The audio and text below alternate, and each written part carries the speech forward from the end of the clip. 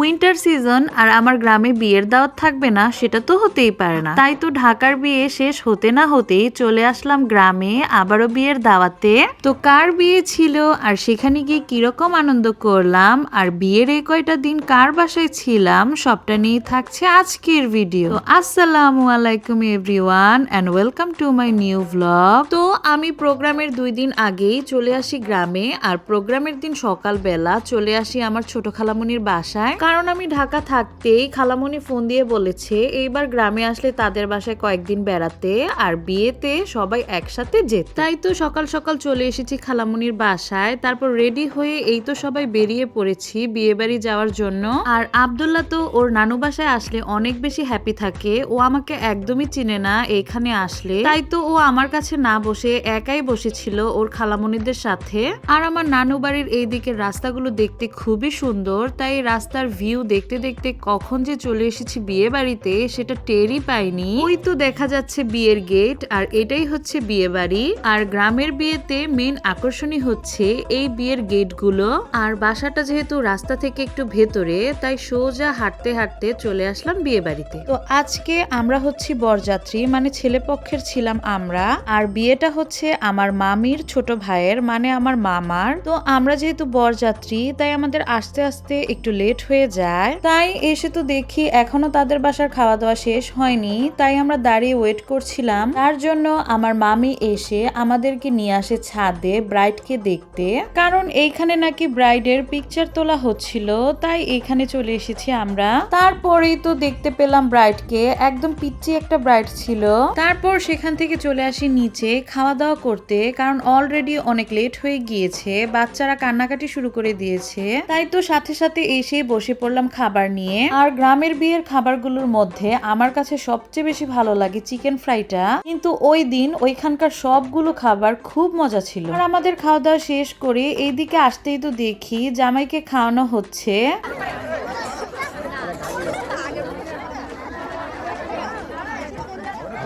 তো জামাই বেচারা তো লজ্জায় শেষ, খেতেই পারছিল না ভালো করে। আর স্টেজের পেছনেই ছিল অনেকগুলো চক, তাই আমরা ওখানে চলে যাই একটু হাঁটাহাঁটি করতে, কারণ এইরকম পরিবেশ খুবই কমই দেখা হয় আমাদের। তারপর আমার মামা মামি, আমার খালামণি আর আমার সব ভাই বোনদের সাথে আমি একটু ভিডিও করে নেই, কারণ এই মোমেন্টগুলোই মেমোরি হয়ে থাকবে। তারপরে ওইখানে আরো একটু ঘোরাফেরা করে সন্ধ্যার দিকে সবাই চলে এসেছি খালামণির বাসায়। আর এসে কিছুক্ষণ রেস্ট নিয়ে নাস্তা করে বসে পড়ি সবাই আড্ডা দিতে। তারপর খালামণি আবারও দিয়ে যায় কমলা, তাই সবাই বসে বসে কমলা খাচ্ছি। আর অপরদিকে আব্দুল্লাহ তো ফোন দেখায় ব্যস্ত। তারপর চলে আসি রান্নাঘরে, খালামণি কি রান্না করছে ওইটা দেখতে। আর এসে দেখি খালামণি চিকেন রান্না করেছে আর আমাদের জন্য কাবাব ফ্রাই করছে।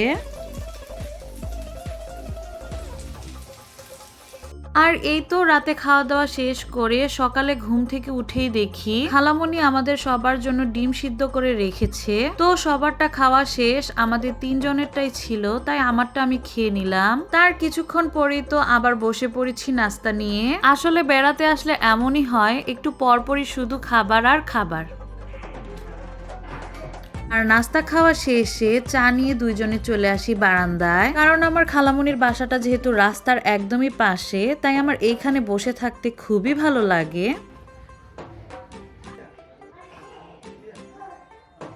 তারপর চা খাওয়া শেষ করে সব বাচ্চাদেরকে নিয়ে চলে আসলাম ছাদে একটু হাঁটাহাঁটি করতে। ওই দিন প্রচন্ড রকমের রোদ ছিল, তাই ভালো করে তাকাতেই পারছিলাম না। তারপরেই তো আমরা দেখি বিশাল বড় একটা বড়ই গাছ, আর অনেক বড়ই হয়েছিল এই গাছে, যেটা দেখে আমি তো বাচ্চাদেরকে পাঠিয়ে দেই নিচে আমার জন্য বড়ই নিয়ে আসতে। আর এই যে বাচ্চারা নিয়ে এসেছে বড়ই, অনেক টক ছিল। তারপর ছাদ থেকে নিচে নেমে তাড়াহুড়ো করে রেডি হয়ে যায় রিসেপশন প্রোগ্রামে যাওয়ার জন্য। আজকে আমি একা আপনাদের ভাইয়ার সাথে বাইকে যাচ্ছি, আর আব্দুল্লাহ ওর নানুদের সাথে যাচ্ছে। আর এই তো কথা বলতে বলতে চলে এসেছি আমরা প্রোগ্রামে। তারপর সবাই একসাথে হাঁটতে হাঁটতে চলে আসলাম ভেতরে। আর আজকে যেহেতু ছেলের বাড়িতে প্রোগ্রাম আর আমরা অনেকটা আর্লি এসেছি, তাই ফার্স্টেই বসে পড়ি আমরা খাওয়া দাওয়া করতে। আর আজকের খাবারটাও দারুণ মজা হয়েছে, আমি তো অনেক আনন্দ নিয়ে খেয়েছি। আর খাওয়া দাওয়া শেষে নিয়ে নিলাম দই, আমাদের বিক্রমপুরের বিয়ে বলে কথা, দই তো থাকবেই। তারপর চলে আসি ভেতরে ব্রাইডকে দেখতে, আর গিয়ে দেখি আমার খালামণি, নানু, আপু সবাই আগে থেকেই সেখানে গিয়ে বসে আছে। তাই আমিও চলে যাই তাদের সাথে ছবি তুলতে। আর ওই দিন তো আমাদের পিচ্চি ব্রাইডটাকে খুবই মিষ্টি লেগেছে। তারপর সেখান থেকে বের হওয়ার পরে আমার মামাতো বোন আমাদেরকে বলে ও নাকি আমাদের ঘুরতে নিয়ে যাবে, তাই ওর সাথে চলে যাচ্ছি ঘুরতে। তারপর হাঁটতে হাঁটতে চলে আসি এই সাদা সরিষা ফুলের চকে। নর্মালি তো আমরা হলুদ সরিষা ফুলটাই দেখি, কিন্তু এই সাদা সরিষা ফুলটা তো আর সচরাচর দেখা যায় না, তাই ওইখানে দাঁড়িয়ে আমরা অনেকগুলো ছবি ভিডিও ক্লিক করি। তারপর সেখান থেকে চলে আসি আরো একটা সুন্দর জায়গায়, আর জায়গাটা কোথায় সেটার ডিটেলস ভিডিও আমি অন্য একটা ভ্লগে দিয়ে দিব, তা না হলে এই ভ্লগটা আরো বেশি বড় হয়ে যাবে। তারপর সেখানে ঘোরাফেরা শেষ করে বিকেল দিকে চলে আসি খালামুনির বাসায়, আর বাসায় এসেই আমি ঘুমিয়ে পড়েছিলাম। তারপর ঘুম থেকে উঠে দেখি খালামুনি আমাদের জন্য ফুচকা নিয়ে এসেছে, তাই সবাইকে নিয়ে বসে পড়লাম ফুচকা খেতে। আর কি যে মজা ছিল এই ফুচকাটা, আব্দুল্লাহ বেশ মজা করে খেয়েছে। আর ফুচকা খাওয়া শেষ হতেই খালামুনি দিয়ে গেল চা, আর ওই দিন না প্রচন্ড রকমের ঠান্ডা পড়েছিল, তাই আমরা কম্বলের ভেতরে বসিয়ে চা খেয়েছি। আর তারপরের দিন সকালবেলা ঘুম থেকে উঠেই দেখি আমার নানু আমাদের জন্য পাতলা খিচুড়ি রান্না করেছে সবজি দিয়ে, কারণ নানুর হাতের এই পাতলা খিচুড়িটা আমার খুবই পছন্দের, তাই সে বিশেষ করে আমার জন্যই রান্না করেছে। আর কত বছর পর যে নানুর হাতের রান্না করা খাবার খেলাম সেটা তো মনে করতেও পারছি না, কারণ আমার নানু এখন আর রান্না করে না। তারপর চা নিয়ে আবারও চলে আসলাম বারান্দায়। এরপর আমি আর কোনো ভিডিও ক্লিপ নেইনি, একদম বসে পড়েছি দুপুরে খাওয়া দাওয়া করতে। আর ওই দিন খালামণির রান্না করা সবগুলো খাবার খুবই মজা হয়েছে, তাই আমি তো পেট ভরে খেয়ে বিকেলবেলা চলে আসি আমাদের বাসা। তো আজকের ভিডিওটি কেমন হয়েছে অবশ্যই কমেন্টে বলে যাবেন, আর ভালো লেগে থাকলে আমার পেজটি ফলো দিয়ে পাশে থাকবেন। Thanks for watching, bye bye.